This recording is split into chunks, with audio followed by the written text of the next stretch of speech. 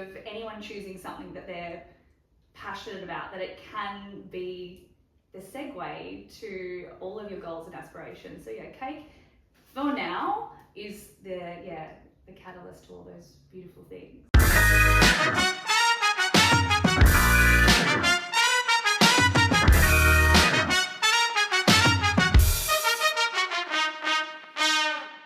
Welcome to the Funny in Failure podcast, a podcast that celebrates failure and shines the light on the emotional side of comedy and life with yours truly, Michael Kahan. Today's chat is jam-packed. Alisha has an amazing, upbeat, and joyous energy about her. She's a great conversationalist. Her enthusiasm for life radiates through. It's quite contagious. Alisha also has a brilliant philosophy for joy and living one's best life. I love it. This was such a great and fun chat. I think you'll love it too.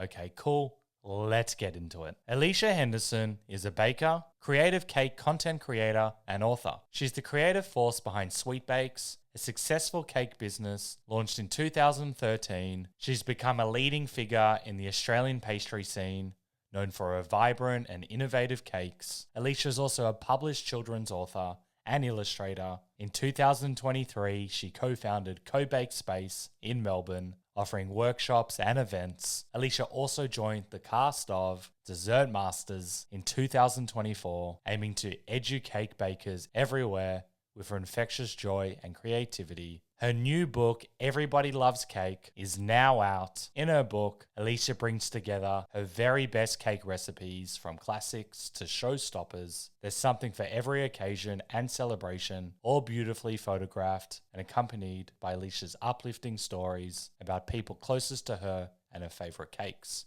If you'd like to buy it, check it out in the episode notes. So as you can imagine, we dive deep and we cover a lot, and we chat about how she got into cake and her passion for it, cars that drive into her store, Co.Bake Space and collaboration, shared success, being a professional cheerleader, Millie the Muffin, the almost moments, shame, the what ifs, being on TV, journaling, saying yes despite fear, manifesting French castles, and her new book, Everybody Loves Cake, plus plenty more. Before we get into this chat, I'd love it if you would share the podcast, follow, like, subscribe. You know the drill. It allows me to lock in amazing guests like this one, and it really helps me grow the podcast. Okay, cool. Thanks so much. Let's get into it. Oh, actually, I hope this is funny for you now, but at the time it would have been horrible. I saw that a car went through your space. It did. That it did. Well, look. Some days it rains, some days it pours, some days I can't go through your window. It did. So this poor tradie, we are across from a petrol station, my bakery, my second business is called Co.Bake Space. Yeah.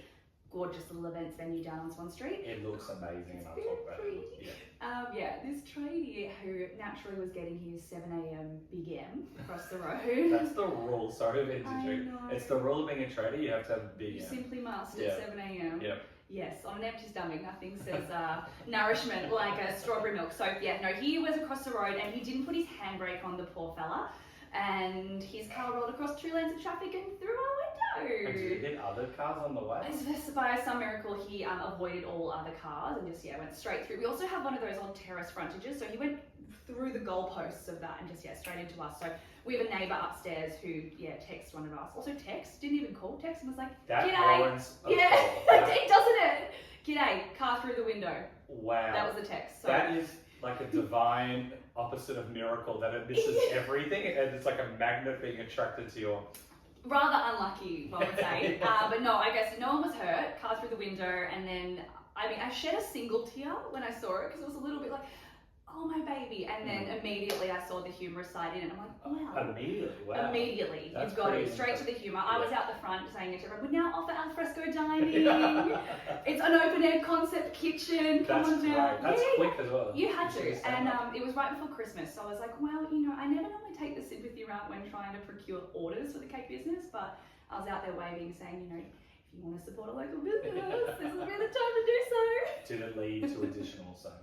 I tell you what, it led to certainly a lot of Instagram engagement. I'm like, nothing I've ever achieved in my life has been this well received online. So, car through the window, pretty intense but strategy. That is one of the craziest stories I've heard, and that says a lot. Just the fact that it could like maneuver and weave and then hit you. How bad was the damage? Obviously, the window, did it impact anything else? We have a single plinth that exists in the building. Seriously. So if you want my carpenter's number, I've got that for you because his work is incredible. It took the brunt force of a tradie ute, and stopped it from doing a lot of damage. So there's like a few scratches here and there. But no, relatively unscathed and a great story and excellent social media traction. So there you go. That's great. It's all about the gram. And were you able to work on the day? Fortunately, the kitchen is out the back, so it was business as usual out there. A wee bit drafty, but the show still continued. I got so many questions on this. What was it like going back and baking or doing whatever you needed to do? Was it were you quite distracted or? Oh yeah. I mean, I personally got no work done that day, but I'd like to thank my staff who actually soldiered on and put their heads down. Oh, that's nice. They did. They carried the team for me, but no, I was a wee bit rattled. Let's say. Yes. Well, I hope you're okay. The space is okay, Thank and you. your Instagram and all your other socials just plummet, but not plummet, rise.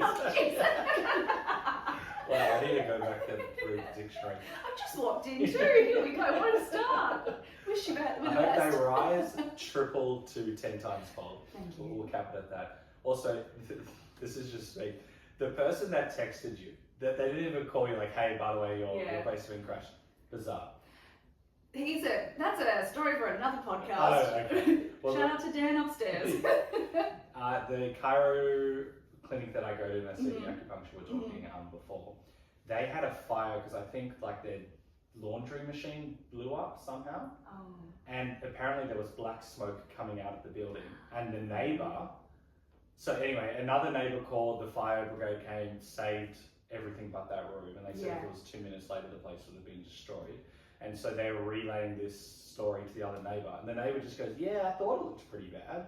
And they're like, why wouldn't you do anything? Well, it was. There is black smoke, the place is destroyed. A true sense of urgency. Yeah. But can you just imagine like, it didn't look bad, like, then why didn't you call me, the fire brigade? Yeah. Anyway. Yeah. We'll go back to Co.Bake Space because it looks beautiful. I know there's a whole journey there and we'll weave things in between. I'd love to know why you started it. It looks amazing, as I said. Thank you. It's very visual, and I know you've done a lot of stuff there, so yes. Yeah, well, I mean, my core business is a cake business, and I had been in a share kitchen for quite a few years, which was out quite farther away than I had lived, and I'd made a really great friend in the industry who was experiencing the same thing. Her name's Alice Bennett. She's got another cake business. She was doing the same thing, a share kitchen out quite far away from her house, and we're very much similar humans, same kind of ambitions, same approach to life, very silly. We're singing in the kitchen. It's all a bit of a song and a dance for us. So we remained friends and said, if you're ever looking for another space, we should do this together. I think we'd have really great synergy in a kitchen. So that opportunity sort of came up where it was time for us to move on, and we're like, all right, let's have a look. And first of all, we were like, we should get a warehouse. Let's get a warehouse and let's break the warehouse up into different creative spaces. Let's have a bakery in there, let's have a florist in there, let's have a graphic designer, a photographer. So the same as any kind of co-working space, but one that was truly for creatives to use each other and bounce off of each other and do all that sort of thing, which was the original idea. But coming off the back of a pandemic and being small businesses, we were like, we don't have a few $1 million. So let's like, that is an amazing space. I'd love to really ambitious. Really ambitious. So we're like, why don't we just try a smaller version of that to begin with? So we set up our shared kitchen in the back of the premises, and we turned the front of our building into our creative co-working space. It's more of a pop-up retail for hire venture. So sometimes we'll run cake classes out of that front space. For ourselves, but then essentially anyone can come in, a small business, a corporate business, whoever, take over the space and use that how they see fit, which is really great for particularly those small businesses like a home baker who might have a really well-established audience, is busy, but will never have the opportunity to go to the next level, to have retail, or even to do a market sometimes. They're quite an investment to make your stall really beautiful. We've done the hard part of making the space look stunning. Yep. So we've made that investment for everybody else. That's So very nice. the creatives and whoever they are can just come in with their stuff and start selling immediately and doing their thing in a space that's already beautiful for them. That is very nice to hear. And also kudos to you. Alice could be the enemy. She's the other baker. Yeah. And then for you guys to team up together, that's like shared. And I know you're all about like, not just my cakes, like your ambition for cakes, and we'll talk about that as well. But I love that you can collaborate with someone, because most people could potentially see the idea of Alice as a competitor and an enemy, and if they go to her, then they're not going to go to me. What made you? Yeah, I mean, we encounter that from the outset. Everyone being like, but you're going into business with your direct competitor. I don't know, we both just come from the mindset, even prior to moving in together, of there's just plenty of work for everybody. And I just think you're undermining a consumer when you say, so you would not go and eat the same meal at the same restaurant for the rest of your life, right? A baking enthusiast or a cake lover might come to me for one occasion because there's something that I specifically do for that occasion, and then they might go to Alice for something else. Like, you don't just ride or die with the one provider. No, for the rest of your life. So we have people who order from both of us all the time, and it doesn't negatively affect us. That's still cool. Like I have sort of a similar experience. Like if someone I know, or a lot of people are like, oh, this person's doing a podcast, like, bro, they are. Yeah. I don't know how it. No one's doing that. No, they can't do a podcast, and I get that often. Yeah. Just like maybe someone I know is on a podcast, like one that has nothing. Like even if it was the same thing, it's not the same thing. There's different personalities, different styles. No, your interpretation of the podcast. Yeah, of course. exactly. And I always found it so interesting. I'm like, oh, what do you think about that person doing a podcast? I'm like, if they're happy, I'm happy. Yeah, I wish them well, because truly, as you know, it's like, it's hard going on all of these creative pursuits. So if other people want to have a crack, I'm the cheerleader for that. Exactly. And if anything, like, let's just say that person or people, they blow up, then more people listen to podcasts. And it's the same thing. If Alice gets 10 million orders a day somehow, that brings out a great image for cakes. No, of course, and it's power in numbers too. I think rather than just us individually doing it is what we do. People are fascinated by us doing it together, and it has created more opportunities for us to collaborate as well. Sometimes we have jobs that come in and the scope of them is just so big that my business can't take it on. I've got a couple of employees, as does Alice. I'm like, this is something that's going to take the two teams to combine. So we've tackled projects together, which has been really lovely as well. Cool. Do you ever, I only want to focus on the positive, but do you ever have, how does that work from like, no, I want to do it my way or your way, or is it still like quite similar, or you just do it for the highest good of the client? I think the undertone of the reason why it works between us is because we respect each other so highly. That's very important. Yeah, I know what it is that I do well, and I know what it is that Alice does well, and we will always give each other the airtime to express those opinions. Yep. My field of expertise is very much in this cake bubble now. This is my 13th. Oh my god, 13th year in this, because I started when I was a mere child, obviously. So she knows that from that perspective, like the processes and the procedures, and more in that foodie space. Yep. I sort of tackle that, and she comes from an event production background and is so well versed in execution and the marketing and those sorts of things. So it's a really lovely, respectful pairing of letting each other do what it is that we do best. That's so awesome. Yeah, I've always been looking and it's so fun. I just success is better shared too. Like, it can be very isolating to be the founder or CEO of a company, or self-employed. It's like having someone where you can celebrate those mighty wins with, and also the opposite spectrum of having someone to be like, should we go get a wine after work when it's a really bad day? Or when a car goes through your space. Exactly. That truly is a perfect example. That would have sent me over the edge, but because we did that together, it's well, it's interesting, isn't it? 8 wines, please. Yeah. That is beautiful, and I'm a big believer of shared success. I think it makes everything better. Yeah. That's so cool. And prior to that, I assume you're baking and working by yourself, so I'm sure you can see a big difference in not only your business, but also probably your life. Like, if it's just you all the time in the same room, and yes, you're interacting with clients, all that stuff, I'm sure life is happier in the sense, because you do get to laugh and sing and do all that. I work better in some ways, I think, in solitude, but that's for the ideation, the creation. Like, I actually am very good in my own bubble, but then everything else else, I need to, once I've had the idea, I'm like, I need to bounce it off someone. I need to hear what they think. I want them to be like, you're a bit silly, or laugh at it, or, unpick it with me. So I think I've got the best of both worlds where I can now do that. I spend a lot of time, doing the alone stuff in the mornings and in the evenings at home, and then I'll come into work and I get to. I'm the same. I think that's great. You know yourself very well. And maybe we should start from sort of the beginning of how you actually got into cakes. I know you're at uni and you sound like you wanted like pocket money and then Instagram blew up, and then just tell me your whole life. Well, I was born in 1995. So I never ever perceived food as being my career. I was studying a journalism degree. I love writing. That's always been my creative expression, is storytelling. Cool. Writing and speaking and presenting. And I've got family who work in the behind the scenes of media.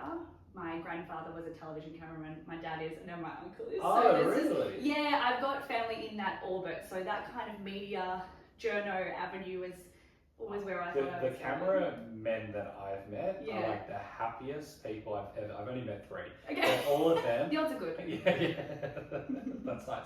And it was just, they're just so happy, like, the way we captured this story and the way that they talk about it. They have a lot of pride. I was like, for their work. I as I said, I do screenwriting. Yes. And it was like another way of looking at telling a story. I'm like, wow, that's really interesting. Yes. Which, I suppose you're right. I suppose I'm a storyteller in a written sense, and they're storytellers through images. So that was the avenue I sort of saw myself following along, but was also working. My job that time was as a professional dancer and cheerleader.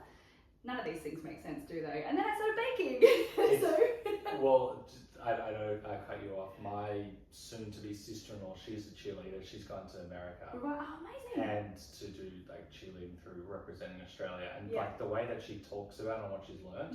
Like, I used to be like, it's cheerleading. And then I'm like, holy moly, there's a lot. Incredible, they're athletes. Yeah. Mine wasn't quite that intense. I was just like dancing with pom-poms, to be very clear, but very performative nonetheless. So I started posting photos of my baking onto social media at that real inception point of Instagram becoming a thing. Like, my original photos definitely have sepia toned filters and all that sort of stuff. So from that real inception point, but I don't know if I maybe had an inner knowing about it even back then.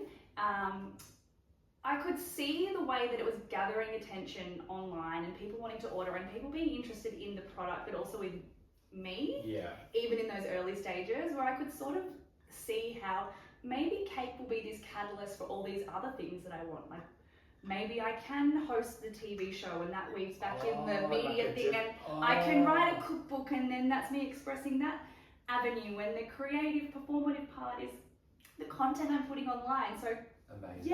Cake was the catalyst for all of these additional interests, and it still is in my life. I know I'm jumping all over the gun, but like the fact that you can get on TV, you can write an amazing book, which we'll talk about, and people watching the video is right at the start of the video, and TV spots. You're going to France to do a. So posh, isn't it?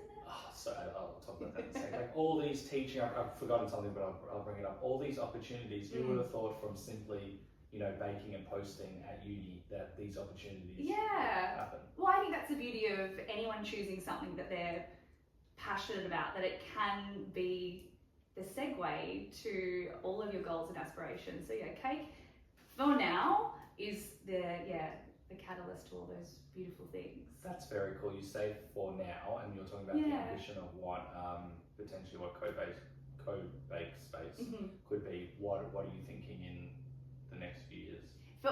For right now, I'm very content in where cake is taking me, but I don't think that I've ever, which is maybe why it works, I don't think I'm putting the pressure on cake to give me everything that I want. Oh. Yeah, it has thus far. Yeah. But I don't anticipate or expect it to be that thing that'll do it for the rest of my life. I've got no issue shifting lanes, because I've seen what one avenue can do for me and where it can take me in so many different avenues. So why can't it be? I could see you on tap posting. dancing. I don't know. Maybe not. But I was thinking that you would be a really good TV host for a food something. Thank you. Yeah. Netflix, if you're listening, Yes, I'm available. Has it ever been aspirated? Because you've done. Yeah. dessert Oh, I've had schools some funny things that have happened in the background, as you know, things that don't eventuate. There's so many almost moments that come your way. One of the most random ones is I had this very fancy, actually he wasn't fancy, he was very typical LA reality producer from Netflix. Well, I hope not typical because no. Well, it was like stereotypical. It was like intimidatingly like. Yeah. I was talking about. Sorry. No. Like almost a caricature of what they would be portrayed as. But he wanted to cast this show that was essentially Real Housewives, but of cake or food. Yeah. Sort of that was his vision. And when we were sort of doing some testing for that. Oh, it went that far. Yeah, like just some like sort of screen testing. But they were like, what kind of yacht parties do you go on the weekend? And I was like, have you ever done the math on how much cake people make? Like, I don't have a yacht. But yeah. So I was like, I can't give you this luxurious lifestyle that you want, but I love the vision. Yeah. But not like, especially in Australia, how many people go on yachts? Like with the number. That's what I meant. Very LA. Yeah. Like, we don't do that. And obviously the show never got off the ground because I never quite saw that one hit any major network. But yeah, very, very funny what ifs sort of come into my orbit. This brings to mind, I had a lovely guy on and he was an NBA player and he talks about riding the bench and not playing as much, and they wanted to do a TV show about what it's like being an NBA player and like riding the bench, and they're like, yeah, we're going to have you on planes, you're going to be partying, you're going to be doing all of these things. He's like, most of the time we're just like on the plane or the bus sleeping because we're so tired, and it's not like luxury, you're just exhausted all the time in your training, and what you see is like such a small glimpse. And they're like, yeah, we're going to do this. It's like, this is nothing to do about me and my life. But anyway, I'd love to see you on a yacht making cake. Same. What was that feeling like? One, when you get it, because that's a crazy potential opportunity. And then when it doesn't happen. Well, if you had asked me that 10 years ago, I think that I would have I let my excitement always get away from me in those early moments. The what ifs were, this is happening, here we go, it's going to change my life.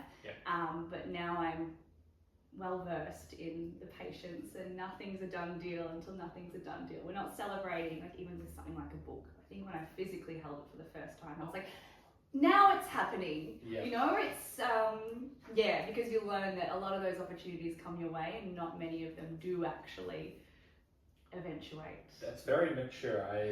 Was there like a catalyst where you're like, you know what, let's just I think it's just because it's happened so many times, you know. Sweet disappointment. Yeah. And so when that happened with that potential show, do you remember like the moment, the feeling, like, because it sounds like that's quite a massive maturity of you. Yeah, I suppose. Yeah. That's nice. I normally get called immature, so thank you very much. Immature can be a huge compliment. I think that's my silliness. I think I've got silliness that underpins everything that I do. But I think that's to me. Has to be. I think that's actually really important. It's a way to navigate life with a smile instead of being serious and. Yeah, of course. I mean, I'm lucky that it is the space I exist in is cake, and it's joyful and fun and positive. So from that aspect, I'm pretty in tune with the fact that I wake up every day and I'm like, I'm not asking to change the world. I'm just here to make sure everyone's day is a little bit brighter. So that's just a nice way to move through each day. I love that. And then back to, you said other opportunities. Were there any potential opportunities that stung me, like, oh, I really wanted this one? Anything spring to mind? Yeah, I think an experience that I have the most shame around, I don't now, but I did for a long time, is, again, from that naivety, I wrote a children's book 5 or 6 years ago. Is that Millie? Millie Muffin. Yeah, I've actually written quite a few of them. I've got them all saved in my laptop. There's just one that's been released. In my mind, it's like a Mr. Men series, but baked goods. Cool. So when I did that book, I thought, this is it. Here we go. We're going to sell 1 million copies of this book in the first week. Disney will be ringing. They will want to turn it into a TV. I'm like, this is happening. You're going to play Millie the Muffin as well. It's going to be a live stage show. We're doing all of it. I can see the merch. I was convinced, which is, I think, a bit of delusion and ambition is great, but I was convinced, like, this is the catalyst. I pretty much stopped baking cakes because I was like, all my eggs in this basket. And obviously it didn't sell 1 million copies in a week because that very, very, very rarely happens. Very rarely happens. And I wrapped up that project. Even though when I looked at it, I'm so proud of that book. I love it. I love the grander vision for that project. Same. It's really sweet. I just had so much shame about the fact that it didn't do what I wanted it to do. Interesting. And to me, it felt like a failure for that reason for a really long time, where I found it hard to speak about it. And was the shame, how come it was internalized? Was it like, were you going around, I don't know? Well, it was, no one looked at it and said, oh wow, you didn't sell a million copies, Alisha. No one did that. I did that. I put that expectation on myself, but it wasn't the book itself that I was disappointed in. It's the way that it performed out in the world. Yeah. So that in that period of my life, that would have been defined as a failure. But I have a very different lens on it now, coming into any new projects that I do, particularly the cookbook. My motivations for executing that was, I cannot control how this performs in the world, how many copies this sell and what people say about it. All I can do is make the book that I'm the most proud of. And that's exactly how I've defined this as, this book is a success to me, because there's nothing to do with what anybody thinks of it. Wow, what a journey. How did you flick? I saw your Instagram post and you can talk about it if you want to. Sure. Is it around the health journey, or was there something? No, so I've had the manuscript for that book sitting in my drafts for years. And I'd actually been offered to do a cookbook straight off the back of the children's book. The same publisher were like, can we do the cookbook now? And I said no, because I just, felt so icky about how that experience went. So this book has always had the same vision for years and years and years. Cool. But I had to wait till I had worked through that shame within myself before I said yes to doing it with the right team at the right time. That's also very mature. It can be very not want to deal with the shame. Yeah. You just want to, move forward. Let's just get the next one out. Yeah. And then also to revisit, obviously you've done a lot of work on yourself, but to revisit and come back. That's very awesome. Yeah, well, I mean, I care about, but some people, not that they don't care, but they'll make decisions as business decisions. Yeah. Great, take the book advance, next one, roll them out, right? There are people who move through these things purely from accolade or financial gain or whatever it is. You're intentional.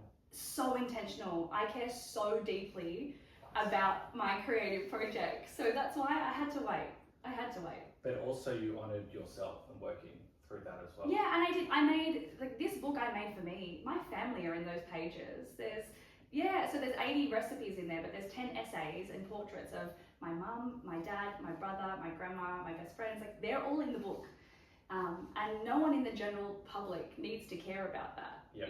I think that their stories and their connection to cake is mildly interesting and makes for nice reading. Yeah, but and it brings a connection to you and also the reader. Totally. So that's why I did that. For me, I'm very lucky that I had an incredible publishing team at Penguin who I was like, this is the vision, and they wholeheartedly embraced it. But many people before that and many publishers had seen my pitch and said, why would anybody care? Really? Why would anybody want to read that? Really? So that's why I sat on it for a really long time and said no to many deals, because it wasn't about just writing recipes and taking pretty pictures. It had to have what I wanted in there, and that was my family and people's stories and connection to cake. I love that. And what was that process like when you're getting these no's or no interest? Did that hurt, or did you know you had something? No, because I think to me the worst case, I'm like, I'll just self-publish it. I was very unwavering in the vision because I'd experienced what it felt like when nobody cares anyway. So I was like, well, I'm not doing it for anyone else. I've got to do it for me. Yeah. And if it's not a major publisher saying yes, I'll find my own ways to bring this vision into the world. That's so cool. But also, I know you did sell, even selling one copy. No, totally. We still sold thousands of copies, but I was just had outrageous that's expectations. Huge. Yeah, but isn't that so silly how I looked at that as a failure when it probably sold, the statistics on books are pretty crazy. If you look at how many copies actually sell over a lifetime, a few hundred is pretty and bestsellers, when I looked into it, they're not, I forget it's how 5 and 10,000. Yeah, it's not that, and they said if you can do a really good launch and leverage my listeners, you can potentially be a bestseller. whoa, Yeah. that's embarrassing. Yeah, isn't it? It's a really hard space. Yeah, and there's so much competition. Yes, and there's always something new. Is Yeah. the thing. There's always something new, and there's only so much shelf space. So. And also media hype, like, Yeah. and so that's really important because people will buy the book, and that's not necessarily a metric of success. Is buying the book; it's the enjoyment that you gain from it. Like which they will, people that buy your book, which is everybody loves cake in the episode notes. If they're using the if they're using the book to make cakes multiple times, to me, that's it. It has to be. Yeah. It has to stand the test of time. I also deal with as well, being someone who has now garnered a sizable social media following. There's a trope that comes along with influencers or that kind of narrative that there's no substance, Gotcha. or things just sell because you've got a lot of followers. Yeah.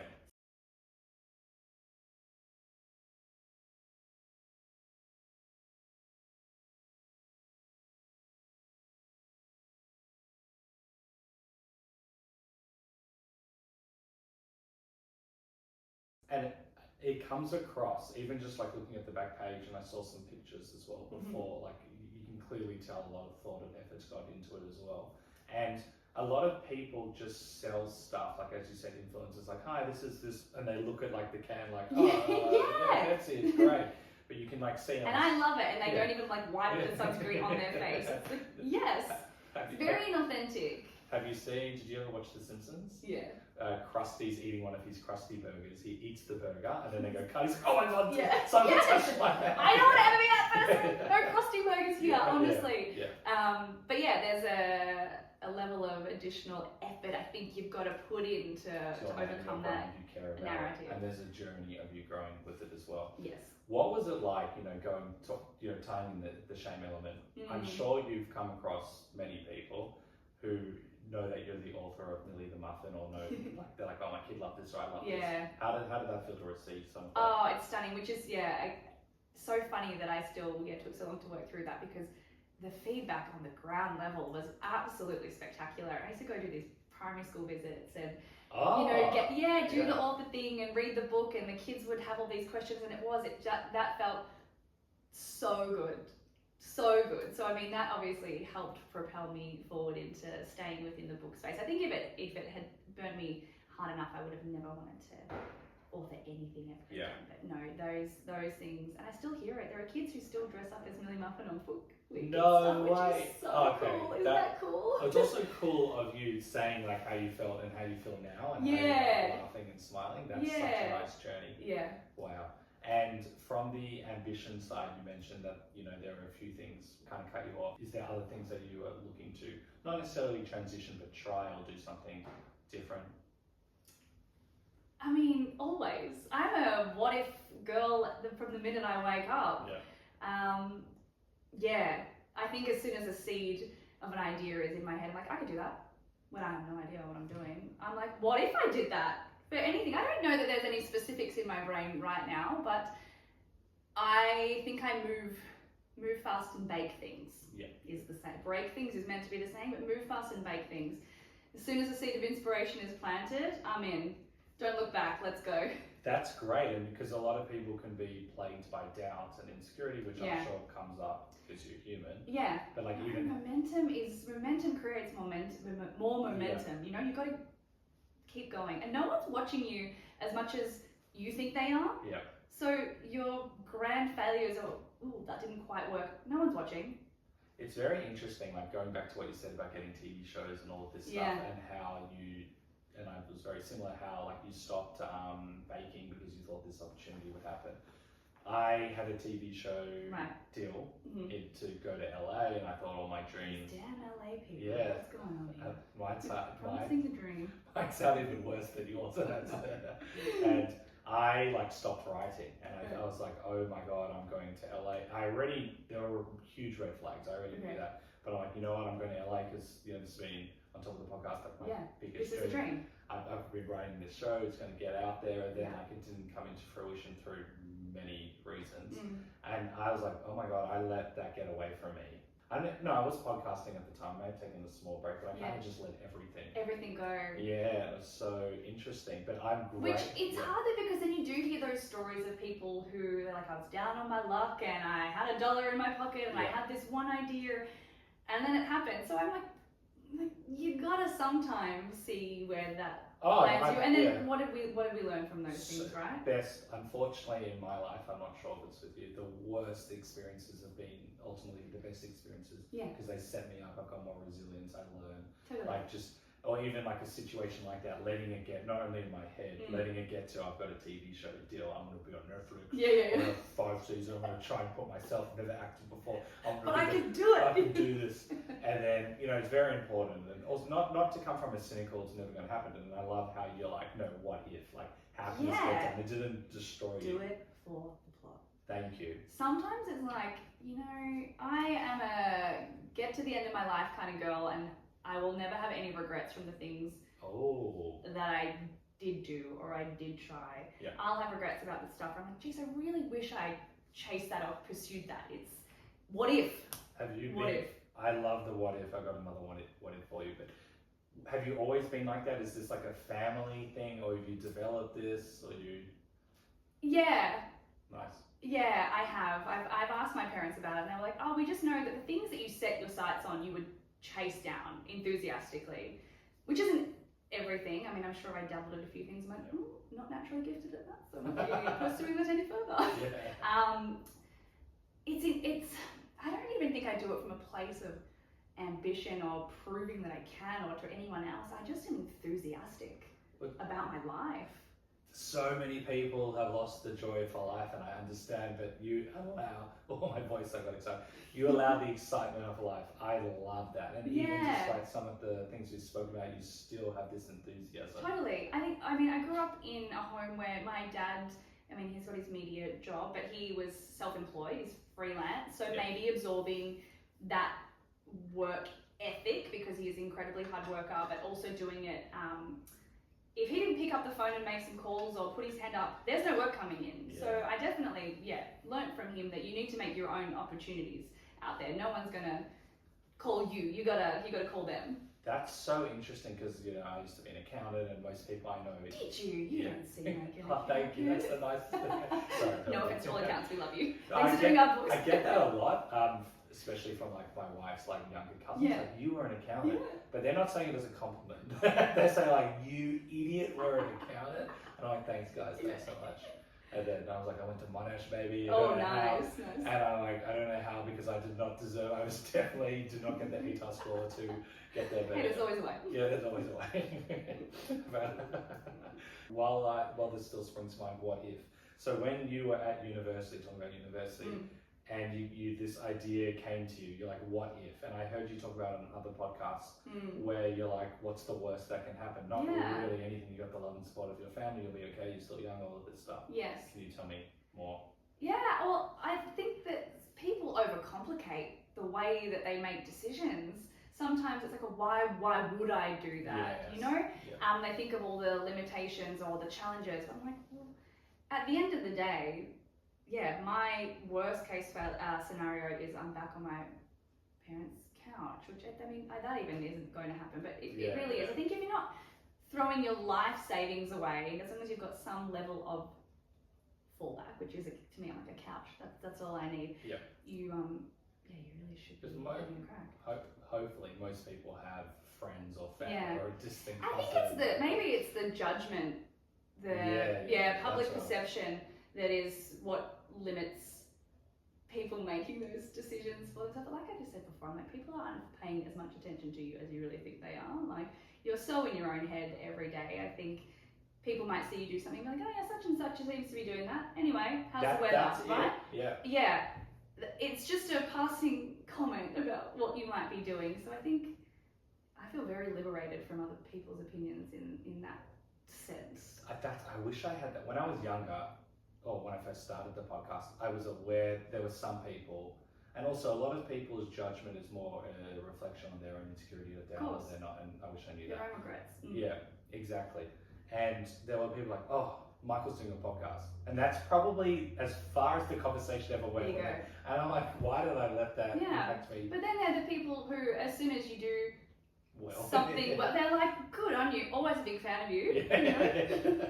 Prove it wrong. That is so, there's so many people that I've had on the podcast where they're either bullied or the person, and look, sometimes sometimes people aren't aware how they are, but these stories like, no, these people knew how they were, Right. and they're like, hey, can I get free tickets to your comedy show, or things like that. Hey, isn't that the truth though? Yeah. It's always the people that you know who want the free deal, or the free ticket, or the free cake.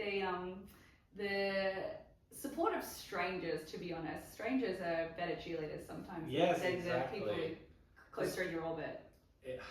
Did you experience any negativity or judgment when you were first starting out, like at uni, posting on Instagram? Because that's potentially new. Yes, oh, absolutely. Oh, okay. Not necessarily, maybe not from my friendship group or anything in that stage, but if we can cast our minds back to social media of that time, it was a very different landscape. I think now we're so used to people being quite performative online, and they're wearing an outrageous hat while they're walking down the street. And it is, it's all way camp and OTT. It wasn't 10 years ago when I was starting. I was, but the space wasn't. So I experienced a lot of judgment, and I didn't do myself necessarily any favors in asking to be taken seriously. I think even just in the food space, you look at chefs, right? They present themselves in uniform. They wear chef's white. It's very regimented. It's hierarchical. It's yes chef, no chef. Yeah.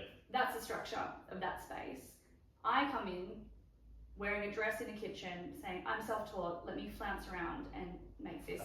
Well, yeah, and I was, and I do, and I'm proud to successfully flounce around. So I did. I think I experienced a lot of people who did not take me seriously whatsoever because of the way that I was presenting myself, which I actually quite loved. Like, I definitely made it harder for myself, for sure, but it was, well, that's a you problem, and watch me be successful. Oh, so you always had that, like, I'm going to prove. Of course, and I was young too, so a 19-year-old being like, hi, you should take me seriously. I am wearing a pink fluffy dress and I have no idea what I'm doing. Thanks, you know, like it's hard. Yeah. It's hard, but yeah, those are the people who I enjoy now who I know are looking at what I'm doing, going, oh yeah, she really figured that out, hey. Oh, that's cool. And do you ever get people be like, hey, can I get a discount on the cake now? That Of course. But, we won't shout them out by name, but of course. like mum, dad. And do you leave on red or just like, oh, sorry, I can't? What do I even do? I think I was like, here's the link. Here's the link to order. No, I'm quite generous. I'm like a lot of my friends. The ones who I know don't ask, get the free cake. Yeah. Actually, are you expected now, every event, whether it's like a birthday dinner, an engagement, I don't know, are you expected to bring desserts? I typically do, except my poor family who suffer. It's like everyone around me except the core family unit, they get the offcuts and the bits that were like, I couldn't sell that. Like, they're getting the dodgy parts, but everyone else is to getting me, those lovely. are the best parts, because then if you just want like a little bit of cake, they aren't much to the eyes, but they're always delicious. Yeah. What does a good cake do for yourself? You just see a cake, it can be a cake you've made or a different cake, and you just look at it and it just looks great and you know it's going to taste great. What does that do for your soul? I think that's just food in general, just has the ability to change my whole day. I think it's intention. I think you can tell when something has been made with true intention. It doesn't always have to be skill either. It's I think the act of cake is all about giving and generosity. So you can tell when someone has made that the act of why they've baked. It's for somebody. It's for you. I made this for you. I think that's the most beautiful thing. You gotta. I think on your. I don't know if it was. I read this somewhere, but we spoke about this now. But you're like, life is meant to be lived with total joy, and cake and desserts is an aspect of that because, for example, it with embodies cake, that entirely. Yes. Yeah. You don't give cake out for like every day event. I mean, I'm most people have cakes. Yeah. Generally, it's an exciting time, or like. Well, they are there. That they can mark the point in an afternoon where you stop and sit and enjoy a slice over a cup of tea and you daydream out the window. It can be as insignificant as that, but it carves out time for you. Or it's the big birthday celebration where everyone you love and you care about is congregated around a cake singing happy birthday. I think that is such a huge part about why I do what I do, because the moments that I find myself and cake being focused around are about coming together, about joy, about delicious food. It's just perfect. No one's ever said, "Oh no, cake." Like No. it's like. Or the people who have said, "I don't really like cake," but then they go, "But this is good cake." Those are my favourite kind. And what does a bad cake do for you? If you see a cake that's falling apart, or maybe a cake where you're like, "Oh, it's just." No, actually, that just breaks my heart because I've been there. I've been that person of like some days things had gone awry. I mean, that's how I learned to do what I do. I made every single mistake possible. Ooh. Every single one in every aspect of my business, from the recipe creating, the baking, the decorating, the having staff, running payroll, doing social media. I'm self-taught in every single avenue of my job. Yep. Through mistakes only. Which is lovely now that I have the opportunity I teach workshops on baking and cake making, and it's so good because things inevitably always go wrong. I'm like, great, no worries, I've been here. And you can like fix it up. Like Always. My wife, she made, and I got permission to potentially tell this story. Okay. She made the worst looking and worst tasting cake I've ever seen, and I'm a huge cheerleader for her. Yeah. Like, you're gonna embarrass yourself and the family. This cake is that bad. Oh my god, It no. was so I need to bad. see a photo. So one of her friends comes and like say it was her grandmother's 80th, and it just like fell apart. Like the top layer fell apart, and I'm like, I'll buy a cake, I'll do whatever. It's like, no, I believe in the base of the cake. Okay. So her friend came over. She's no Alisha, and she also bakes, and she like added a top layer, and she added like chocolate sauce or whatever layers in between, and really rectified the cake. And I was like, there's a great philosophy about cake too. There's always a back. That's what it's about. There's always a back. And you know what? You can always pop a fresh flower on there. When in doubt, a few flowers will do the trick. Yes. So I assume, anyway, the cake turned out great, and she believed in herself, and her friend obviously helped. And everyone was saying the cake was amazing, and they were talking about the cake at the 80th. There we go! There we go. Another moment where cake has been, well, saved the day, but been a beautiful point of connection and conversation that you're still talking about for years to come. Now I'll like very occasionally, or at least a few weeks afterwards, I'll just see her staring at me, and she'll like, "What did you think of my cake?" It's very Tell me how good. pretty, and the cake was amazing. That is so good. I told Has you. she baked again? No, because this was very recent. This is Okay. no, she'll do it again. Okay, good. Potentially like 3 weeks ago. Oh my god. Okay. Yeah. Well. Yeah. Well done. You, Bask in that glow.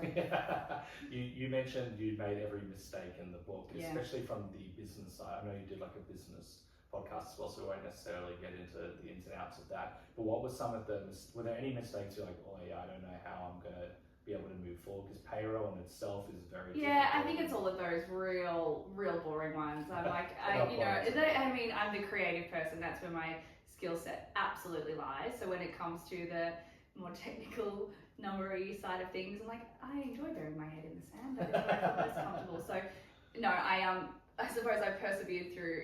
I actually don't do it anymore. I have graduated and passed those things on to actual professionals now who run those things. But you find a way. You find a way, don't you? I'm lucky. I think I am able to identify where my shortcomings exist now, which is a good thing about making mistakes. You've got to kind of know, if you keep repeating mistakes in the same areas, like I'm actually just not good at this, or my attention is better spent in another avenue. Just been a lovely part about having staff. My head chef as well is just incredible at identifying my shortcomings and like to go either way. Totally. I'm not a very good systems girl. Yep. I get no emotional feedback from like a well-organized shelf or like it's just I don't.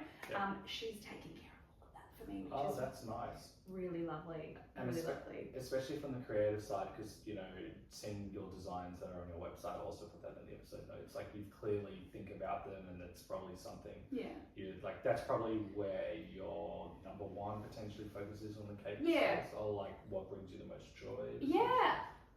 For sure. It's not even what brings me the most joy, but if I don't have the space to do that, none of those things happen. If I'm bogged down in the details and the organisational stuff, and even physically in the kitchen, I don't do the physical manual labour as much as I certainly used to in there, because my team can do that. I spend so many hours, which to an outside person might look like I am just gazing out of a window, but I promise it's like where the magic happens. Oh, so just by like living life, going from my days are, I like a wide berth of leisure on the start and the back end of my day, which is not leisure. I'm not out skipping around and sunbathing.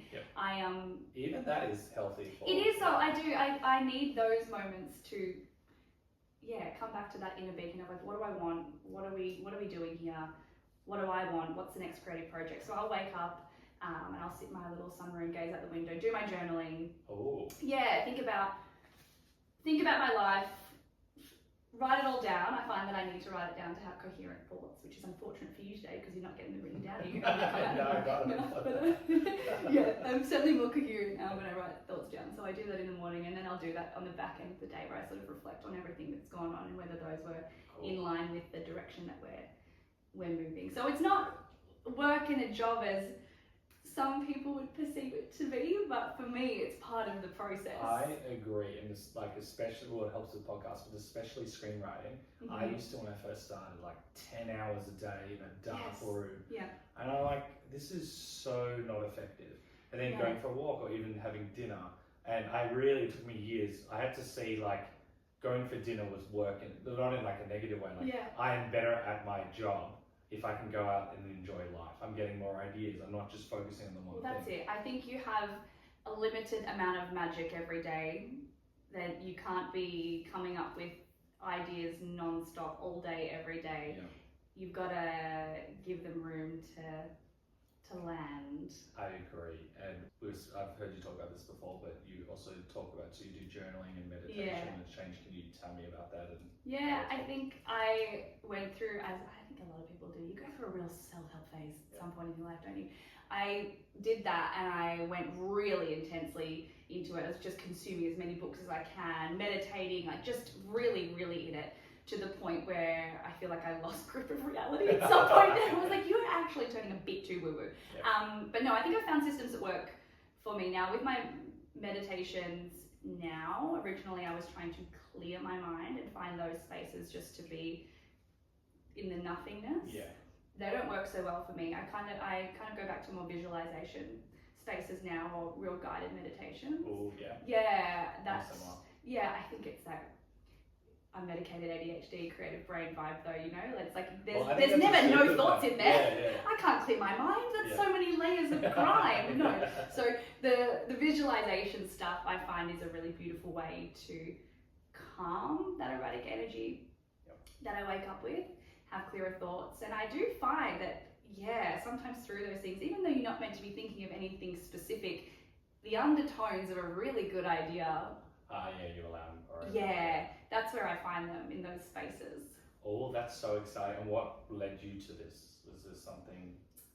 As in? Like, what led you? Because most people, like, especially when I started something, been doing it for a while, all the guys are like, meditation.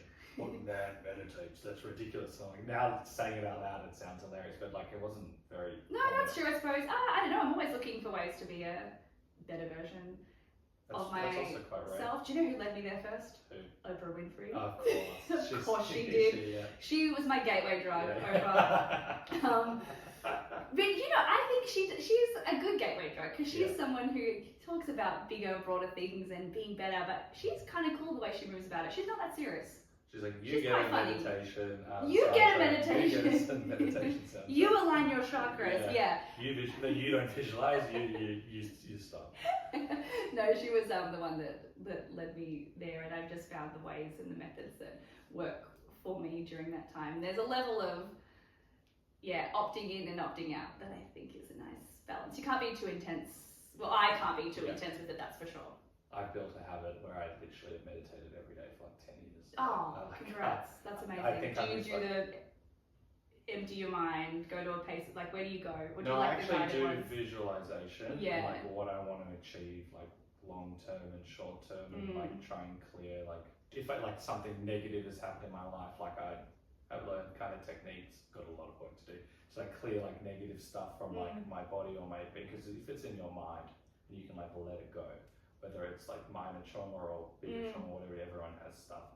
And it's just like working on that and trying to remove it, and then sometimes it's just sitting in silence, but not really. Yeah.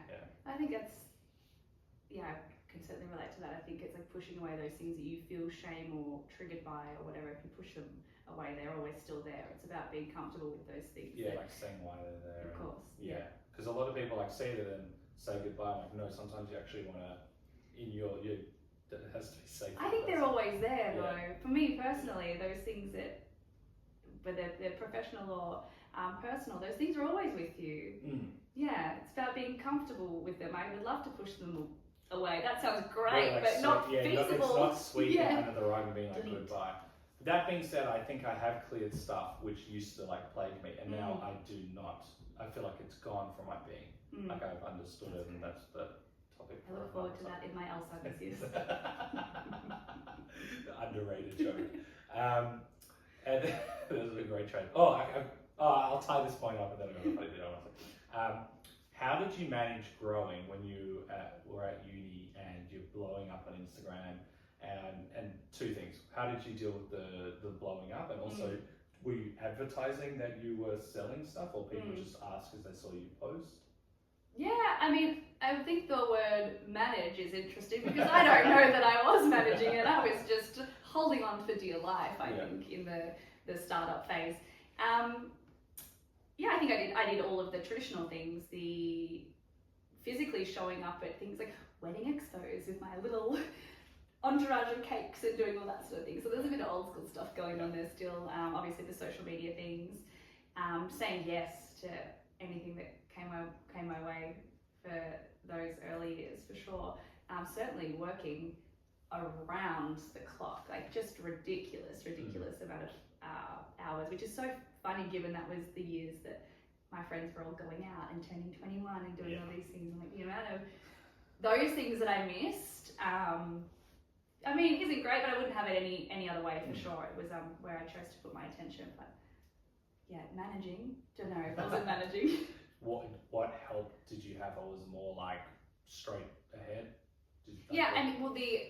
The original inception point, I was working out of my parents' kitchen. That's where the business started. So I suppose there was a roof over my head there and the support of them, which is so sad because poor mum, she was just trying to put chicken Kiev in the oven, and there I am being like, sorry, got wedding cakes to make, forbidden. So they sacrificed a lot in those very early years to ensure that I'm sure they would have loved seeing their daughter being enthusiastic and also seeing, actually people interested in your stuff. Yeah. But at the same time, I know you've got a great relationship with your parents, what it sounds like it.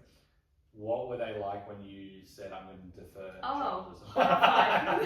Horrified. Well, I think as well, because I was quite academic.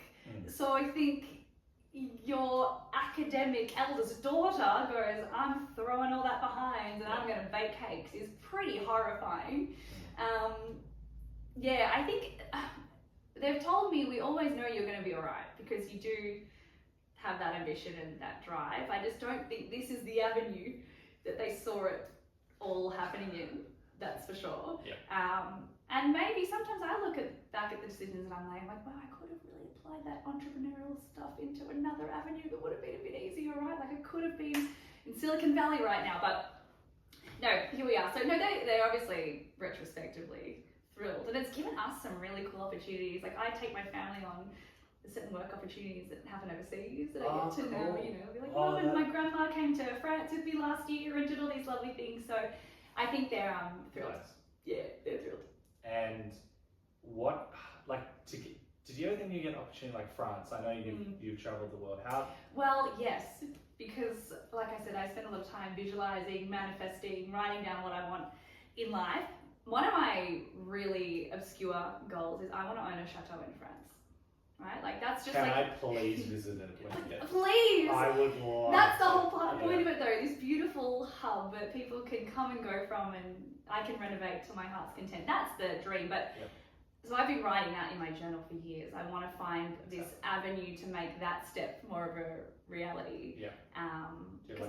Well, a bit like Co.Bake Space, right? This is the grander vision. The chateau is the Gâteau Chateau, and people come, they work from there. We have workshops, artist retreats, all that. I can write books from there. That's the goal. So yeah, when this opportunity came through to me from this travel company who said we want to organise a very boutique retreat where you would teach people how to bake and cake decorate in the chateau for a week, would you be interested? And I was like, I've been waiting for this Let me day! come back to it. I'm quite busy at the moment. Yeah. Isn't that, and I know you've got management. Does management help set you up? This one was so organic, completely organic. Like, I know a friend of a friend of a friend, and we're just starting our business and we want to reach out to you. So it felt like a true manifestation. That's so cool. Yes. And you've been on TV a few times, but with, was it Dessert Masters? Did your life change after something like that? Maybe. Did it? I don't know. I guess so. I feel I certainly changed from that experience. I think, truthfully, that is the most terrifying thing I have ever done in my entire life. For those who don't know, Dessert Masters is a bit of a spin-off of MasterChef, where they ask 10 pastry professionals, whereas MasterChef's home cooks. Yep. Dessert Masters is they try to pick the best of the best, and I was like, are you sure you've got the right number? What's going on here? So like the head chef from Gelato Messina is there, this gorgeous chef Jana who teaches in Paris all the other pastry chefs how to be the best. So for me, little self-taught baker, coming into things was, oh my God, extraordinarily intimidating. And I had a really bad first episode too. Ooh, really bad first episode. I think that I felt like, given that I was the self-taught cake girl, I knew what my reputation was going to be and the way that I'd be typecast coming into something like that. Yep. I felt like I had to fight for it more. I had more to prove. Yep. So I walked into the first episode with that mindset of like, I've got to outdo everyone here by another degree just to prove my worth. Yep. And in doing that, trying to be something that I'm not and do something that I don't do, I totally stuffed it up. I tried to, it's going to sound so silly coming on. I tried to make, have you made a pavlova before? I've seen people. Not very structurally sound. Yeah. I decided that the pavlova would be an edible pavlova cake stand and it would hold a piece of cake on it. So I just decided to defy the laws of nature. Gravity defying pav. Don't ask me why. Yeah. The ego. The ego was running totally away with me, and that didn't work. And that was my first episode, which was horrifying. Yep. Held it together for the judging. Okay, it's fine. You know what? Rectified it to as good as it could be, but horrifying. Got in my car, drove home, and bawled my eyes out all night. Woke up the next day with the puffiest.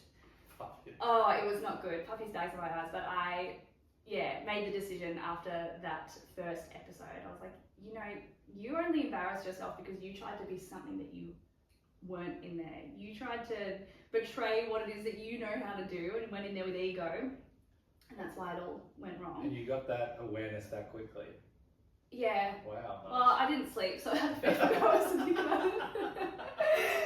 So I sat with that, rolled into the makeup tent with my puffy eyeballs that morning, and was like, my strength is my imagination and my creativity, and that's what I've got to come in here and show. You're not going to be the most technical, but you can come up with some really cool ideas and tell a story through your food. So I went in there that day and I finished off at the class on my second episode, so we rectified the situation.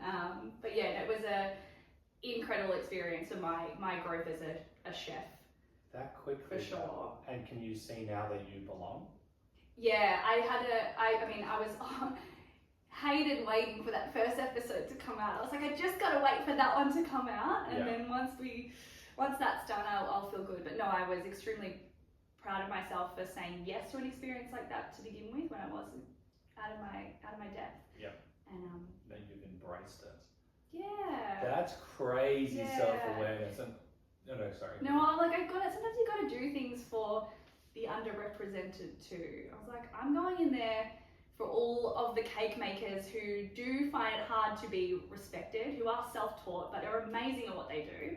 I'm going in there to represent them and show that, you know, we're actually all right at this. That's so great. And also, like, this is a high pressure show. Like, MasterChef's been like the biggest show Australia's like ever done, basically. And even if it gets a tiny percent of the numbers, like, this is a really popular show and it's live. I don't think they like dodgily edit like no, they don't. I promise you, what you see is what you get. To be honest, it's actually more intense. Super high pressure or crazy. And chefs are used to high pressure. Yeah. But all of us were like, what is this? Oh my god! Like it breaks the best of them. Do they do that on purpose or just the nature? It's just the nature of the beast. Particularly for pastry too, it's so intricate and takes so much time, and you've got to freeze stuff and set stuff, and you're very, very out of your comfort zone just from a mechanical level. Yeah. And then the pressure of the fact that a home chef who goes on to MasterChef has no reputation and nothing to lose. All of us are working professionals, so you walk in there not just trying to win a competition, but also not disgrace yourself and tarnish the business and family name in the process. Family name. Imagine making something so bad that it actually. Well, I might have. No. And then overall, like, seeing the experience, you learn so much. Yeah. You can look. Did you think on that day when you were crying at night that you'd be able to, you know, say everything you said now with a smile and see what you've learned? Yeah, because I know myself that I'll always find the humour in a situation, for sure. And I rang my mum in the car on the way back, and you know, she says, it doesn't matter, we're just proud of you for saying yes. You put yourself out there, and that's all you need to be proud of. I was like, yeah.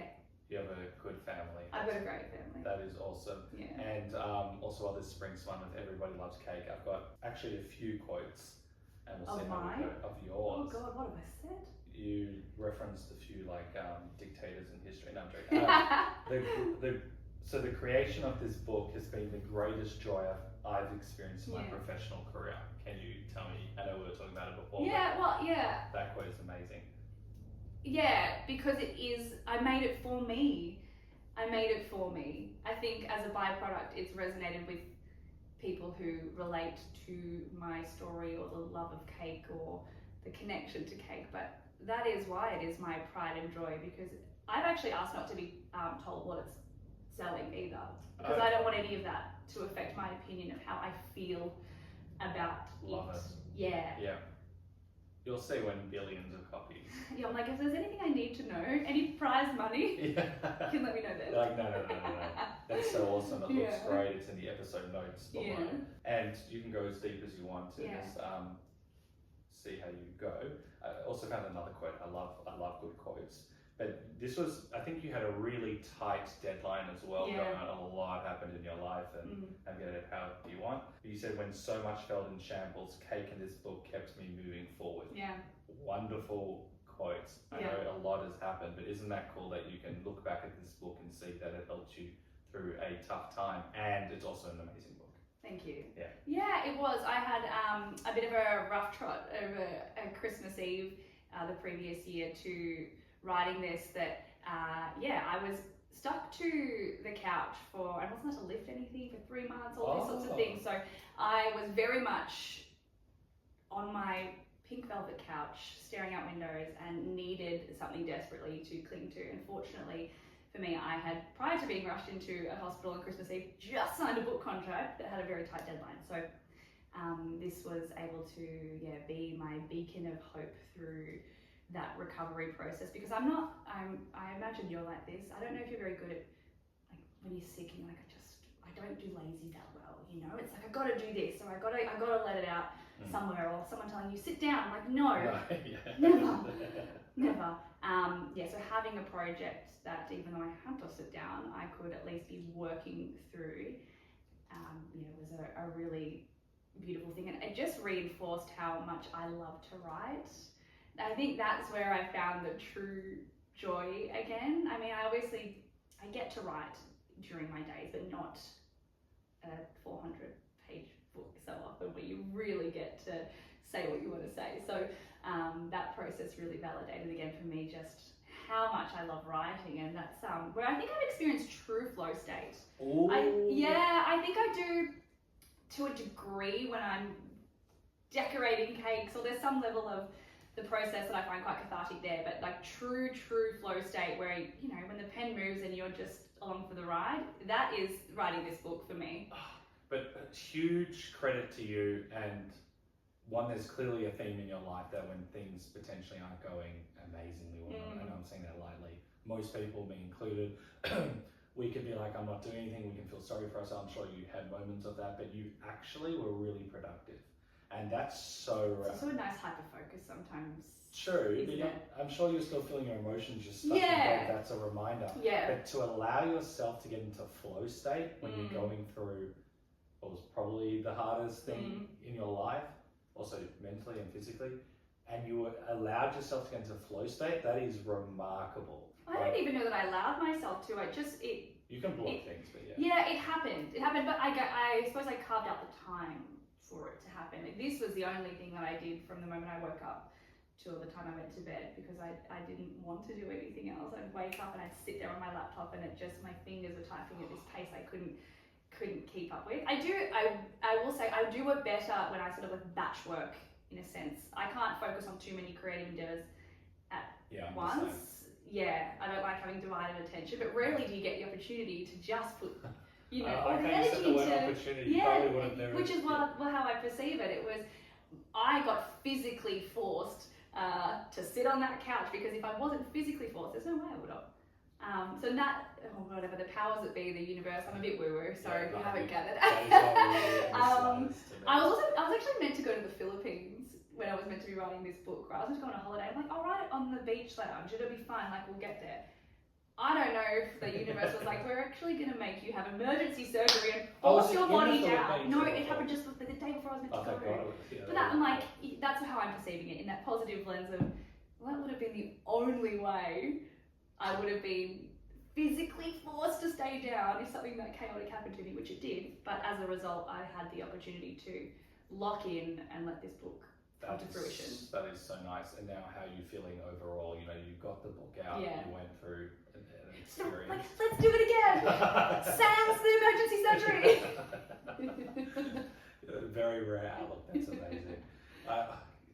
I'm also the person, I wouldn't have been able to write on the beach. I find that like really hard. But no way, and as if I was going to do that without like a cocktail in hand. It's for the best of all of us. If someone's like, I think there's a mistake in this recipe, that would have been the pina colada. But this one, you're getting the best of me. Oh, that's amazing. I have no more to add to that. I think that's so cool, and I'm glad you can look back, because this is quite fresh. Yeah. And to see a huge just reward and opportunity. I don't even have the words to explain.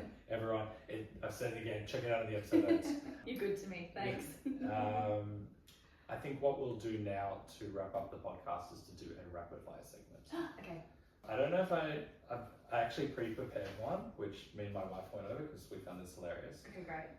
You tell me how you want to go about this. It's like rate the Aussie cake / desserts. Oh, unreal. Do I give you It's like picking your favourite child.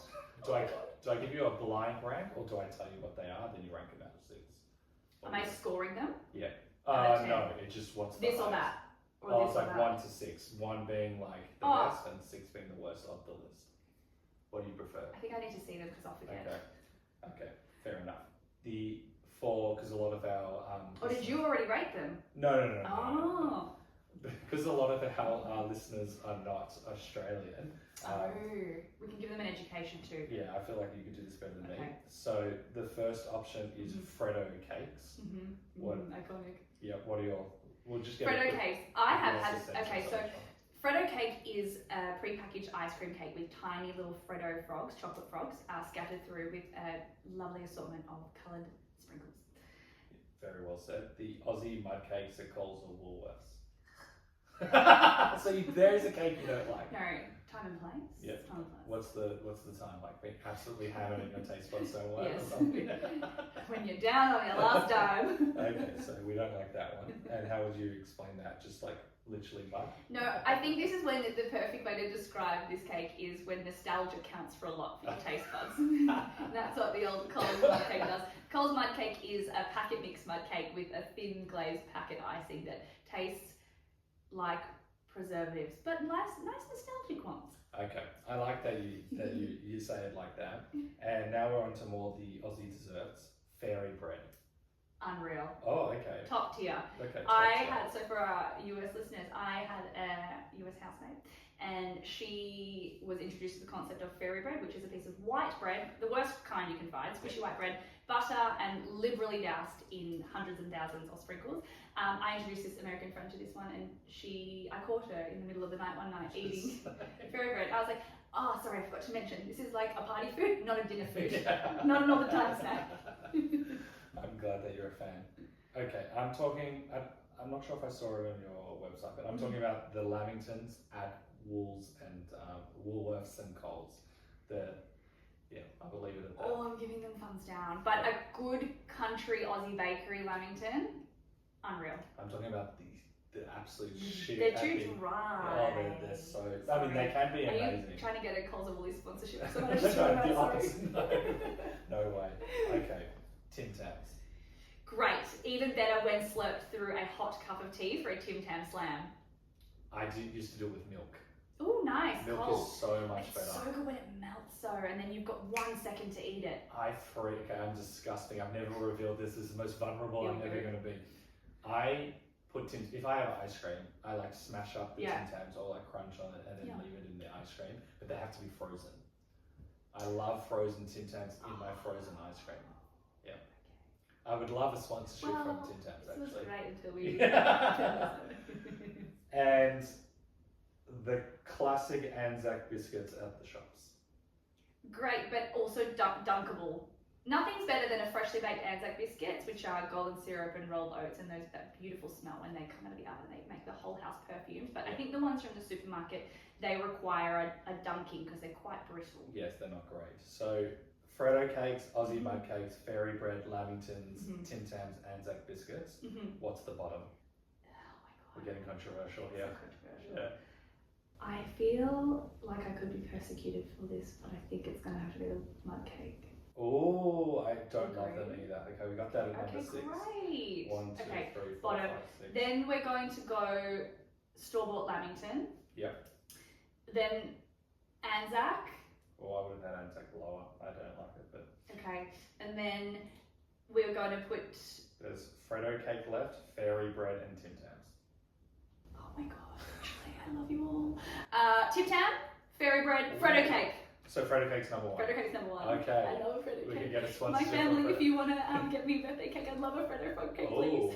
Is your birthday coming up? Or It's just been. Oh, okay. Next year, you've got time. Yeah, I'll let them know. Amazing, I'm proud of. Oh, just actually before we get back into the rapid fire segment, health-wise, obviously you try and cake and all of this stuff. How do you stay healthy?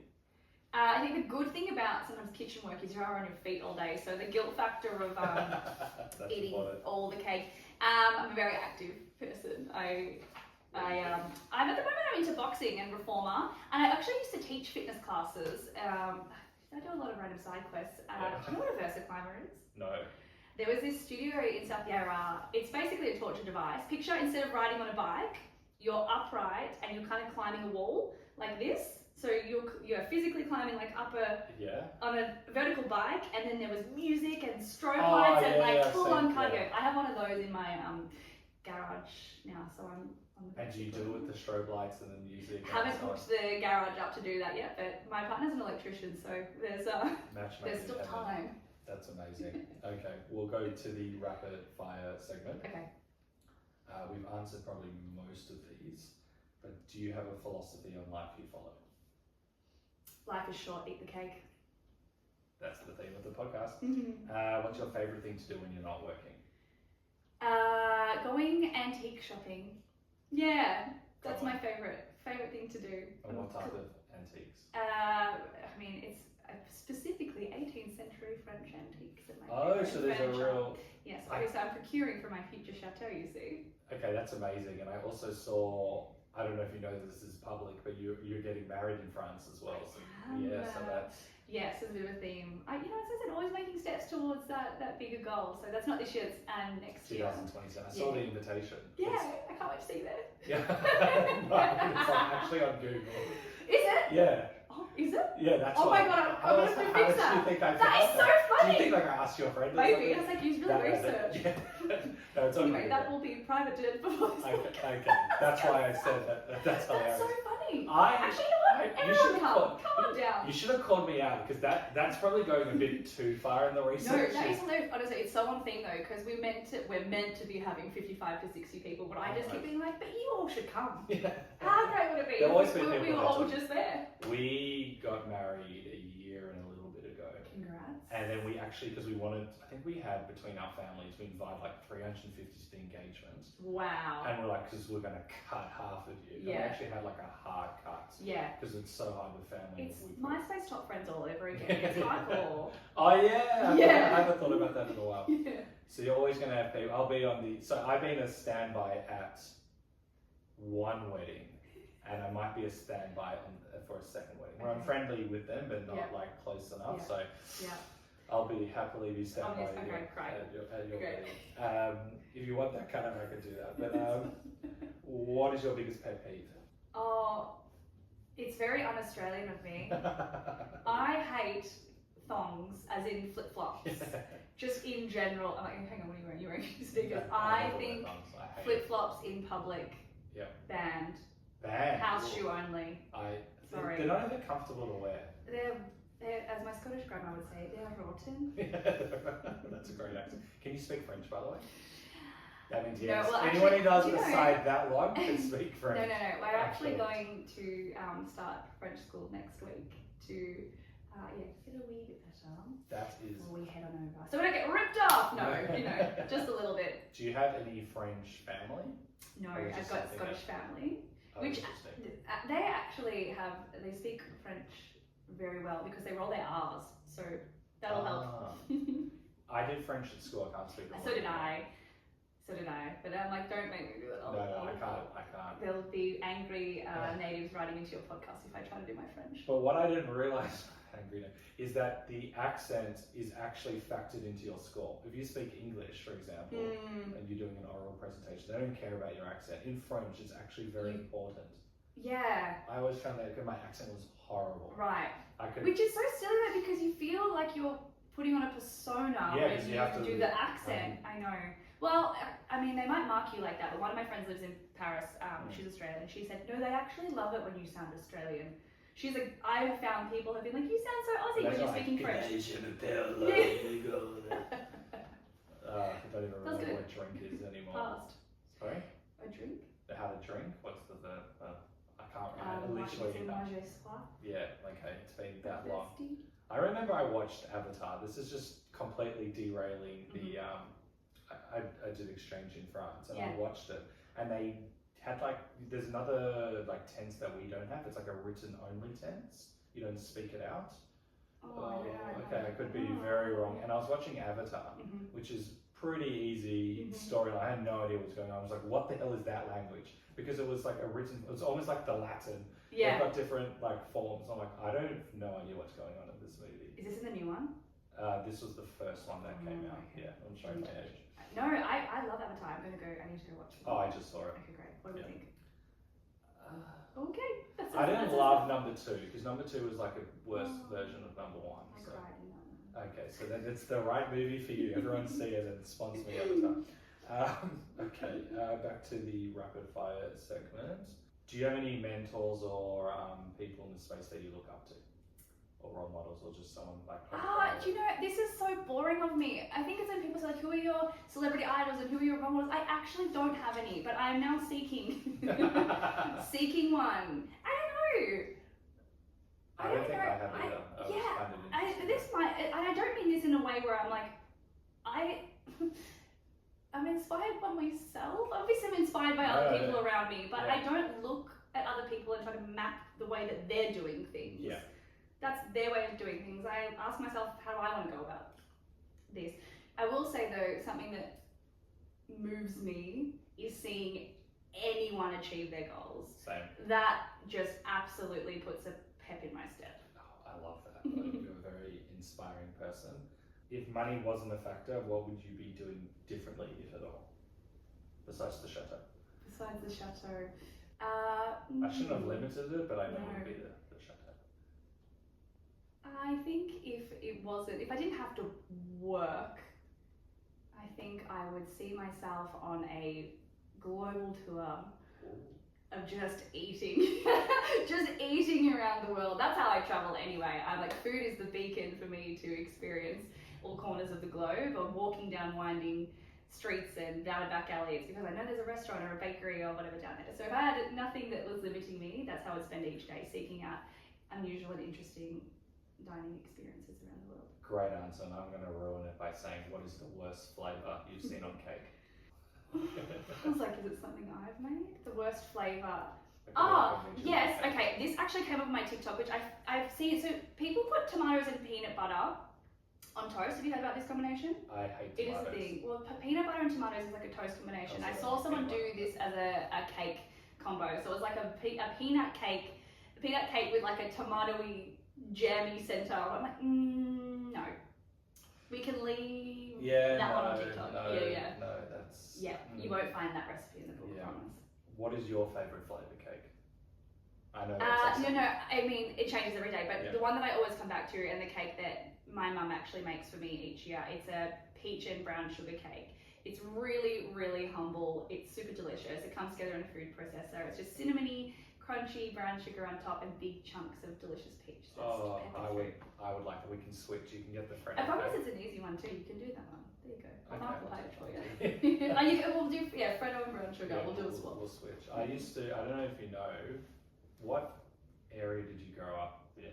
I went to school up in the Dandenong Ranges, and it's like around that area. So you won't know. Did you ever know carousel cakes? Yes. Oh, you did? I did have one of those. Oh, I've had every year in the book. Yeah. It's Michael's 8th birthday, Michael's 9th birthday, Michael's 10th. Every year I got carousel cake. That was like our thing. That is a privilege. I'm surprised they went all the They're way.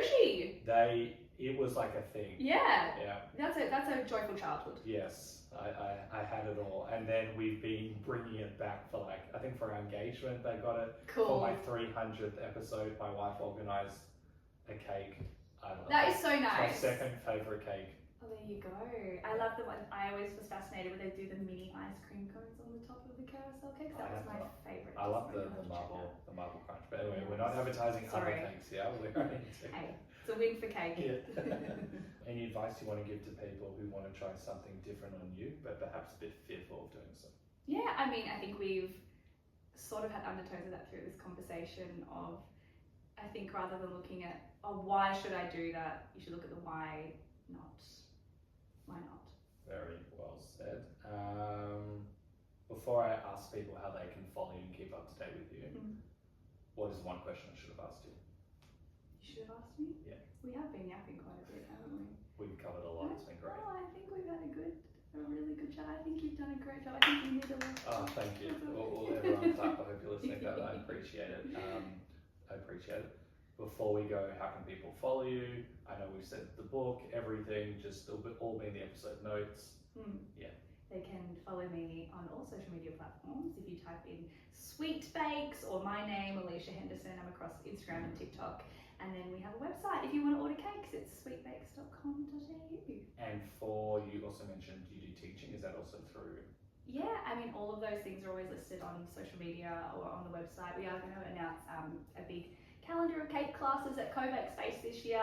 There's always fun stuff happening at Co.Bake Space too. So social media is the best place to do that. Amazing, thank you. You have such a wonderful mindset on life. You're very uplifting and empowering, and I really enjoyed this chat. Thanks so much. Had a great time. Thank you so much for having me. What a day! Yes. Often as a society, we can have the misconception that we can't make our hobby into our work, where in reality, when we explore what we love, opportunities seem to form in ways we couldn't imagine. And it's not necessarily about making our hobby our job, but rather allowing ourselves to follow that great feeling and seeing where it leads. If you love something, it will lead to something magical. Alisha shares how following her passion has opened doors she never imagined possible. I also love how she talks about being a what if type of girl. Meaning, instead of focusing on all the reasons the idea, project, or goal can't work, Alisha has trained her mind to think of all the reasons it can work. I love this, and it's something we can all implement into our way of thinking. It's a powerful shift, moving from doubt to possibility, and the ripples of that mindset can have a profound impact on our day-to-day lives. So I'll leave you with this epic quote. Move fast and bake things. Alisha Henderson. Thank you for listening to the Funny and Failure podcast, exploring the deeper side of comedy and life.